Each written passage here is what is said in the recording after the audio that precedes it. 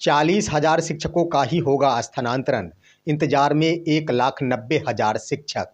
BPSC से बहाल शिक्षक अपने छात्रा को लेकर ही हो गए फरार और बिहार के विद्यालयों में स्थापित होगी गुरुकुल परंपरा। खबर देखने वाले आप तमाम दर्शक बंधुओं को अपने ही दोस्त एसके चौधरी की ओर से एक बार फिर से नमस्कार और आदाब।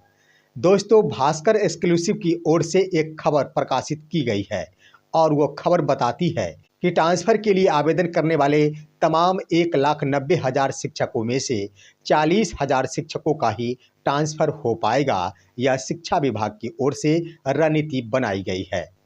आज के इस वीडियो में हम इन बिंदु पर विस्तार पूर्वक चर्चा करेंगे कि आखिर ये खबर किस स्तर पर चलाई गई है और हमारा विश्लेषण क्या कहता है। साथ ही दोस्तों, एक बीपीएससी से बहाल शिक्षक ने अपने ही विद्यालय में नामांकित छात्रा से प्रेम प्रसंग स्थापित कर उनको लेकर फरार हो गए हैं और विभाग की ओर से उन पर कार्रवाई की जा रही है।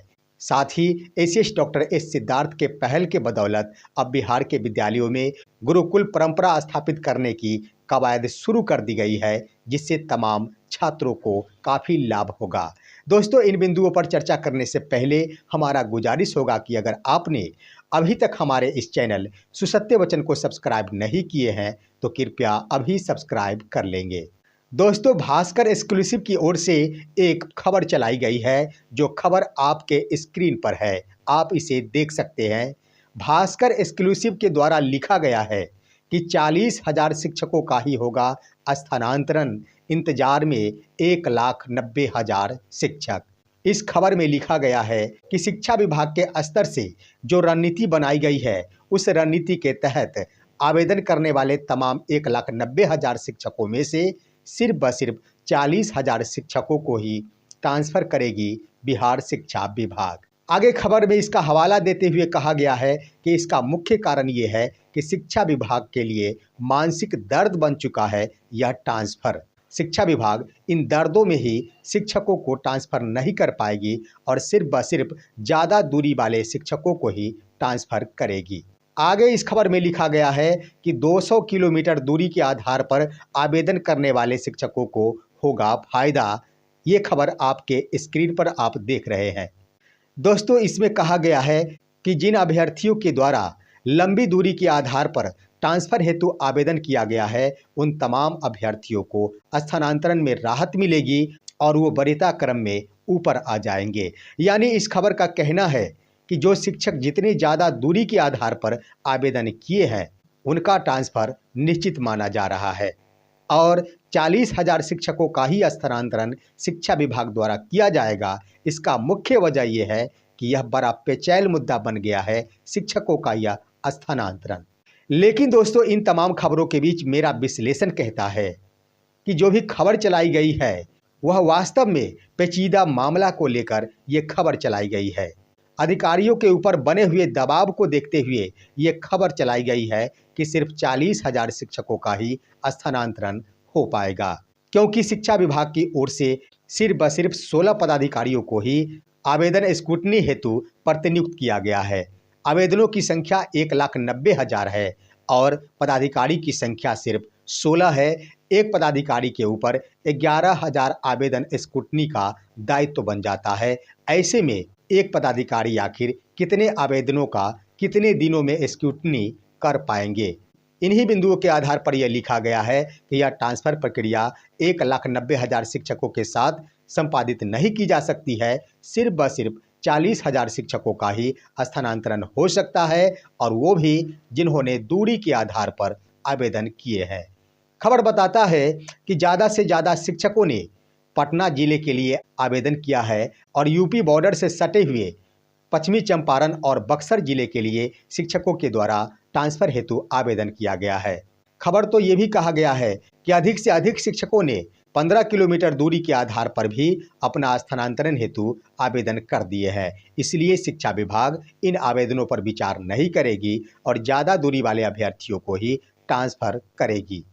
लेकिन दोस्तों, मेरा विश्लेषण ये नहीं कहता। मेरा विश्लेषण कहता है कि अगर शिक्षा विभाग की ये मंशा होती, अगर शिक्षा विभाग अंदर खाने यही रणनीति बनाती कि सिर्फ 40,000 शिक्षकों का ही ट्रांसफ़र किया जाना है, तो इसके लिए कोई ना कोई रणनीति अवश्य बनाई जाती, एक गाइडलाइन अवश्य ही जारी किया जाता।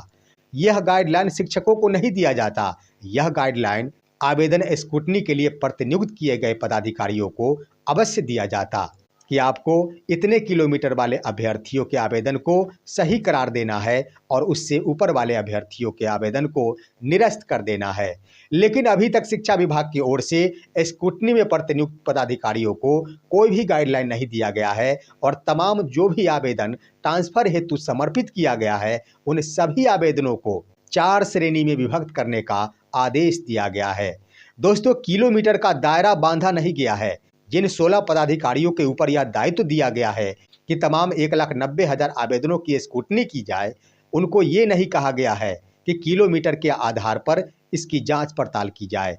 सभी 1,90,000 आवेदनों में से 4 श्रेणियों में विभक्त कर देना है, जिनमें गंभीर बीमारी के आधार पर कितने आवेदनों की संख्या है, पति पत्नी के आधार पर कितने आवेदनों की संख्या है, दूरी के आधार पर पुरुष अभ्यर्थियों के कितने आवेदनों की संख्या है और दूरी के आधार पर महिला अभ्यर्थियों के कितने आवेदनों की संख्या है।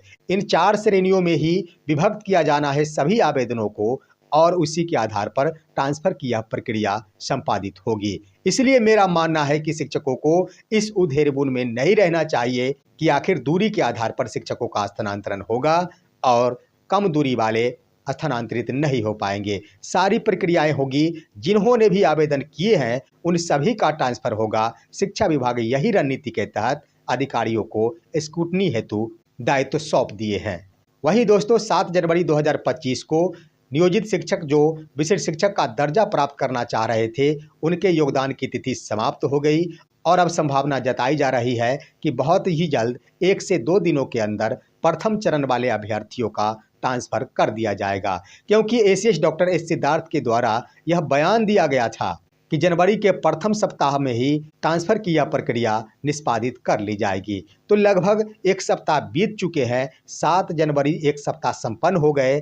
अब ये संभावना दिख रही है कि 1 से 2 दिनों के अंदर शिक्षकों को ई शिक्षा कोष पोर्टल के माध्यम से प्रथम चरण वाले अभ्यर्थी अपना स्थानांतरित विद्यालय देख सकेंगे। वहीं दोस्तों, एक और मामला सामने उभर कर आया है कि बिहार के मोतिहारी में अरेराज प्रखंड अंतर्गत उत्क्रमित उच्च माध्यमिक विद्यालय रामश्रिया के एक विद्यालय अध्यापक जो बीपीएससी के माध्यम से बहाल हुए थे और उनके द्वारा अपने ही विद्यालय में नामांकित एक छात्रा के संग प्रेम प्रसंग स्थापित कर लिया गया और उस छात्रा को अपने प्रेम जाल में फंसाकर उसे लेकर फरार हो जाया गया। ये खबर जब ग्रामीणों के पास पहुंची, उसके बाद उस छात्रा के अभिभावक इस मामले को लेकर थाना पहुंच गए। थाना के द्वारा काफ़ी छानबीन की गई।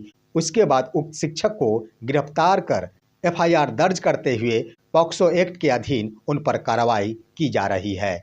शिक्षक के बारे में बताया गया है कि शिक्षक उसी उच्च माध्यमिक विद्यालय रामश्रिया के बगल में ही एक किराए के मकान में रहा करते थे। वो अपनी पत्नी और बच्चों के साथ रहा करते थे, जिनके 2 बच्चे भी थे, लेकिन वो अपने आप को नहीं रोक पाए और विद्या के मंदिर में एक कलंक को पैदा कर दिए। लेकिन कानून किसी को भी नहीं छोड़ता।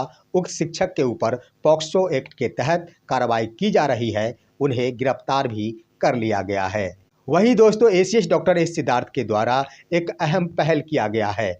अब बिहार के तमाम विद्यालय में गुरुकुल पद्धति अपनाया जाएगा। इसके तहत एसीएस डॉक्टर एस सिद्धार्थ के द्वारा यह रणनीति बनाई गई है कि विद्यालय में नामांकित तमाम छात्र अब एक साथ बैठकर ही मध्याह्न भोजन ग्रहण करेंगे। बैठने के लिए जमीन पर नहीं बल्कि दरी पर बैठकर वो तमाम छात्र मध्याह्न भोजन ग्रहण करेंगे। इसके लिए तमाम प्रधानाध्यापकों को यह दिशा निर्देश दिया गया है कि किसी भी सूरत में बच्चे जमीन पर बैठे नजर नहीं आने चाहिए। तमाम बच्चे जो सरकार की ओर से दरी मुहैया कराया गया है उस पर बैठकर ही मध्याह्न भोजन ग्रहण करेंगे।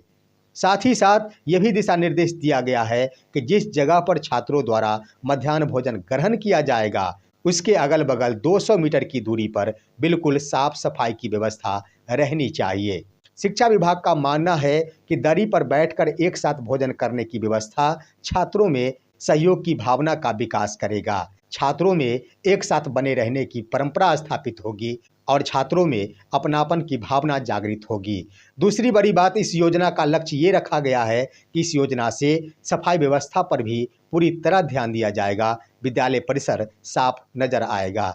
वहीं इस योजना का अगला उद्देश्य ये निर्धारित किया गया है कि इस योजना के तहत छात्रों को वजन के हिसाब से मध्याह्न भोजन दिया जाएगा, ताकि छात्र कुपोषण का शिकार नहीं हो सके। आप सभी को मालूम होगा कि इन दिनों विद्यालय में छात्रों की लंबाई और वजन किया जा रहा है। यह लंबाई और वजन इसी गुरुकुल परंपरा स्थापित करने का एक अंग है, जिसे विद्यालय स्तर पर क्रियान्वित किया जा रहा है। निश्चित रूप से यह एक सटीक प्रयास है एसीएस डॉक्टर एस सिद्धार्थ के द्वारा, जहां अभी तक छात्रों द्वारा जमीन पर बैठकर ही मध्याह्न भोजन ग्रहण किया जाता था, तो किसी बच्चे के द्वारा खड़े खड़े ही भोजन कर लिया जाता था। ऐसे में गुरुकुल परंपरा स्थापित करने से विद्यालय में नामांकित छात्र छात्राओं में संस्कार अवश्य उत्पन्न होगी और एक साथ एक जंजीर में बने रहने की कला स्थापित होगी। फिलहाल आज की खबर बस इतना ही। आप सभी हमारे इस वीडियो को लाइक करते हुए तमाम दोस्तों के पास शेयर कीजिए और अब दीजिए अपने ही दोस्त एसके चौधरी को इजाजत। जय हिंद,